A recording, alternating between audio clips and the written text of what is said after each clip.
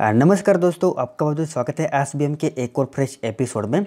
तो आज के अंदर जो आपने मुझे कमेंट्स के अंदर बहुत ही सारा क्वेश्चन पूछा है, इसके आंसर देने वाला हूँ। तो ये सब के बारे में जानने के लिए वीडियो देखते रहिए।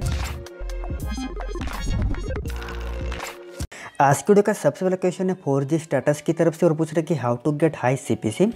तो देखिए, सबसे पहले तो अगर आपको हाई सीपीसी चाहिए आपके ब्लॉग से, तो आपका कंटेंट आपको इम्प्रूव करना पड़ेगा, तब जाके आपको हाई सीपीसी मिलेगा। और देखिए, सीपीसी इंक्रीज करने का और कोई तरीका नहीं है, सिंपली आपको आपके कंटेंट के ऊपर फोकस करना है। तो आपको यहाँ पर जो डिस्प्ले पे एक स्क्रीनशॉट दिखाई देगा, इस प्रकार की जो आपको सीपीसी मिल सकते हैं। और सीपीसी मोस्ट ऑफ जो डिपेंड करती है आपके कीवर्ड पे, कि जो आपका कीवर्ड है इसकी जो पर्टिकुलर कीवर्ड का जो सीपीसी कितना है, यानी कि कॉस्ट पर क्लिक वगैरह। तो सबसे पहले आप सब कुछ रिसर्च कर लीजिए, इसके बाद अपना जो आर्टिकल पब्लिश कीजिए, तब जाके आपको हाई सीपीसी मिल सकता है।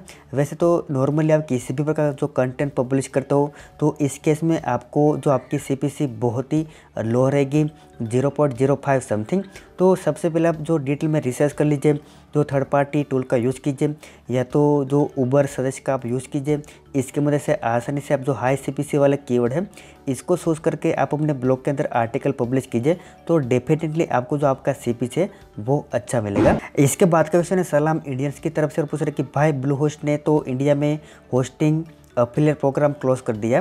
तो सबसे पहले देखिए, मैं आपको बताना चाहता हूँ कि मैंने भी चेक किया था, जो ब्लू होस्ट इंडिया है इसने जो अपना जो अफिलिएट प्रोग्राम है इसको क्लोज कर दिया। लेकिन जो मैंने आपको वीडियो के अंदर बताया था, वहाँ पर मैंने international blue host affiliate programme का बात किया था।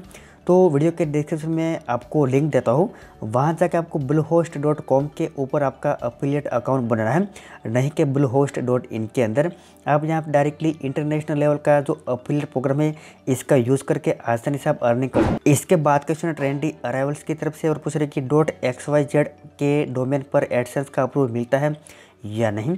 तो सिंपली सबसे पहले देखिए, आपको बताना चाहता हूँ कि आपका जो डोमेन है XYZ, जो एक टॉप लेवल का डोमेन है, तो डेफिनेटली इस डोमेन के ऊपर आपको एडसेंस का अप्रूव मिलेगा। अब देखिए, एडसेंस का अप्रूव होता है वो अब मेरे ख्याल से जो फ्री डोमेन होते हैं, यानी कि .cm जैसे डोमेन होते हैं, इसके ऊपर आपको एडसेंस का अप्रूव नहीं मिलेगा। बाकी जितने भी डोमेन अवेलेबल है जो टॉप लेवल की कैटेगरी में आते हैं, इसके अंदर आपको 100% जो एडसेंस का अप्रूव मिलता है।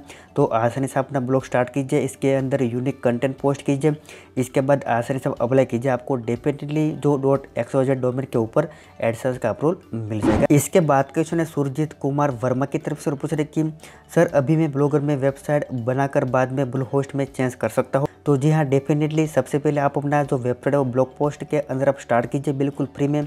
इसके ऊपर आप वर्क कीजिए। आपको लगता है कि मेरे पास जो मेरा बजट आ गया है, तो डेफिनेटली जो आपका फ्री वाला ब्लॉग है इसको आप ब्लू होस्ट के अंदर ट्रांसफ़र कर सकते हो। आपको एक कस्टम डोमेन परचेस करना पड़ेगा और इसके बाद ब्लू होस्ट के अंदर आपको जो होस्टिंग परचेस करनी पड़ेगी। इसके बाद आसानी से आप जो ब्लू होस्ट के अंदर अपना फ्री ब्लॉग ट्रांसफ़र कर सकते हो। इसके बाद क्वेश्चन प्रीति कुमारी की तरफ से पूछ रहे कि भाई मैंने जो 12 हाउस वेट कर लिया, अभी तक डोमेन कनेक्ट नहीं हुआ। तो ये मैडम नेमचिप की बात कर रहे हैं। तो अगर आप नेमचिप की होस्टिंग के साथ अपना डोमेन कनेक्ट करते हो, तो इस केस में आपको 24 हाउस वेट करना पड़ता है। लेकिन अगर मान लीजिए आपने 1 हाउस वेट कर लिया, इसके बाद भी आपका डोमेन कनेक्ट नहीं हुआ, तो सिंपली आपको जो क्या करना है, नेमचिप के अंदर आपको चैट थ्रू जो सपोर्ट मिलता है, तो सिंपली आप जो सपोर्ट के साथ कॉन्टेक्ट कीजिए, इसको बताइए कि मेरा डोमेन कनेक्ट नहीं हुआ और मैंने इतना वेट कर लिया। तो वो लोग वहाँ से जो आपका डोमेन है वो विदिन 1 मिनट कनेक्ट कर देंगे। तो सिंपल रास्ता है, आप चैटिंग कीजिए, आसानी से आपका डोमेन आपकी जो नेमचिप की होस्टिंग के साथ कनेक्ट हो जाएगा। इसके बाद क्वेश्चन है हेमंता कुमार की तरफ से और पूछ रहे कि भाई एक होस्टिंग का गिव अवे कर दो। तो जी हाँ, डेफिनेटली जब मेरा सेटअप कंप्लीट हो जाएगा, इसके बाद मैं बहुत ही सारे गिव अवे लेकर आने वाला हूँ। तो आप हमारे साथ कनेक्ट रहिए। मैं एक नहीं, मैं आपको गारंटी देता हूँ, मैं 3-4 एक ही साथ वेब होस्टिंग प्लान का जो गिव अवे करूँगा। तो सिंपली आप हमारे साथ कनेक्ट रहिए, आने वाले टाइम के अंदर आपको बहुत ही सारे गिव अवे। इसके बाद क्वेश्चन है कमाल भगत की तरफ से और पूछ रहे कि भाई आप जैसे पूरे बोलते हो, लगता है नहीं कि आपको ज़्यादा इंग्लिश आती होगी, फिर आपने इंग्लिश वाली साइट बना के कैसे लिखते हो? मुझे भी ज़्यादा इंग्लिश नहीं आती, बट मैं भी जो टेक रिलेटेड ब्लॉग इंग्लिश में बनाना चाहता हूँ, प्लीज़ बताओ। तो यहाँ पर देखिए, जो ट्रिकी टाइम ने भी रिप्लाई करवाया था, तो यहाँ पर ट्रिकी टाइम ने एक रिप्लाई किया था और लिखा था कि कंटेंट राइटर से लिखवाते हैं। तो जी हाँ, डेफिनेटली ट्रिकी टाइम का जो आंसर है वो बिल्कुल सही है। सिंपल, अब देखिए, जो सबसे पहले तो मैं गुजरात से हूँ, तो मुझे इतनी खास हिंदी नहीं आती, फिर भी मैं कोशिश करता हूँ कि हिंदी बोलने का, क्योंकि जो मेरी मदर टंग लैंग्वेज है वो गुजराती है। तो मैं धीरे धीरे मेरी हिंदी को इम्प्रूव करा हूँ। इसके बाद मैं गुजराती मीडियम के अंदर जो मैंने सब कुछ पढ़ाई की है, तो मुझे इंग्लिश इतनी खास नहीं आती। अब देखिए, जो थोड़ी थोड़ी इंग्लिश आती है तो इसे मैं सब कुछ मैनेज कर लेता हूँ। और कंटेंट की बात करें तो मेरे पास अभी 7 से 8 कंटेंट राइटर हैं। इसकी मदद से मैं सभी वेबसाइट के अंदर कंटेंट राइट करवाता हूँ। तो डेफिनेटली अगर आपको इंग्लिश नहीं आती तो आप अपनी वेबसाइट या तो ब्लॉग स्टार्ट कर सकते हो, और आगे जाकर आपको इसके अंदर बहुत ही सारा बेनिफिट मिलेगा, और आपको धीरे धीरे आपकी इंग्लिश को भी इम्प्रूव करना पड़ेगा। तो स्टार्टिंग में मुझे 30% इंग्लिश आता था, अब मैं 70 या 75% तक इंग्लिश लिख सकता हूँ और बोल सकता हूँ। तो आपको अपने आप के अंदर इम्प्रूव करना पड़ेगा, साथों साथ आपको कंटेंट राइटर से भी वर्क करवाना पड़ेगा, तब जाके आप इंग्लिश के अंदर अच्छी खासी ब्लॉगिंग कर सकते हो। इसके बाद क्वेश्चन है दीपक टेक हिंदी की तरफ से, और ये जो क्वेश्चन पूछ रहे, very important question, must reply. पहले एडसेंस अकाउंट वेरीफाई करवाया था ड्राइविंग लाइसेंस से, और वो अकाउंट डिसेबल हो चुका है, तो न्यू एडसेंस अकाउंट बनाकर सेम ड्राइविंग लाइसेंस ऐड कर सकता है, कोई प्रॉब्लम तो नहीं होगा, प्लीज़ रिप्लाई।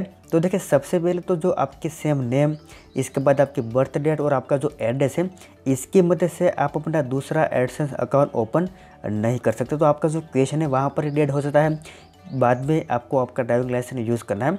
तो यहाँ पर जो मेरा आंसर है वो नो रहेगा, आपको ट्राई नहीं करना चाहिए, क्योंकि आपका जो एडसेंस अकाउंट है वो स्टार्ट ही नहीं होगा, क्योंकि आप एक नेम से, एक बर्थ डेट से और एक एड्रेस से आप अपना दूसरा एडसेंस अकाउंट ओपन नहीं कर सकते। तो आप ट्राई मत करना। जो अगर आप ट्राई करोगे और आपका जो वेरिफिकेशन फेल हो जाएगा 3 बार, तो फिर से जो आपका एडसेंस अकाउंट है वो परमानेंटली डिसेबल हो सकता है। तो यहाँ पर मैं आपको कहना चाहता हूँ कि आप ऐसा ट्राई मत करना। आपके जो फैमिली के अंदर दूसरे मेंबर है, इसके नाम पे आप अपना एडसेंस अकाउंट स्टार्ट करके जो इसकी गवर्नमेंट आईडी से आप अपना एडसेंस अकाउंट वेरीफाई करवा लीजिए, आपका काम हो जाएगा। तो बस सिंपल वीडियो यहीं तक था। आशा रखता हूँ आपको वीडियो बहुत ही पसंद है। वीडियो को लाइक और शेयर कर दीजिए, और साथों साथ हमारे चैनल को सब्सक्राइब कर लीजिए। और आने वाले टाइम के अंदर जब हमारा सेटअप कंप्लीट होगा, तब आपको सेटअप की मदद से वीडियो मिलेंगे, और आपको वॉइस की क्वालिटी में सब कुछ सभी में आपको इम्प्रूव मिलेगा। तो बस हमारे साथ कनेक्टेड रहिए, इस तरह से मुझे सपोर्ट करते रहिए। Thank you for watching this video.